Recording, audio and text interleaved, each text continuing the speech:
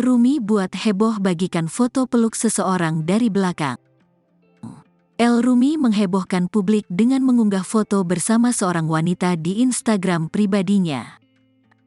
Yang membuat heboh, El Rumi terlihat memeluk seseorang itu dari belakang.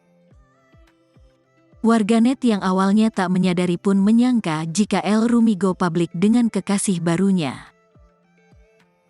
Dalam foto yang diunggah, El Rumi memeluk erat seseorang dari belakang. Orang yang dipeluk anak Ahmad Dhani dan Maya Estianty itu mengenakan dress berwarna merah muda, dengan rambut panjang terurai. Di foto kedua, El Rumi dan wanita tersebut tampak saling menatap dengan senyuman ramah.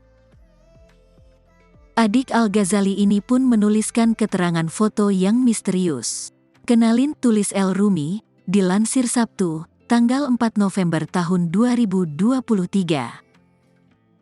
Dan ternyata sebagian pengikut El Rumi baru menyadari jika orang yang dipeluknya adalah Bastian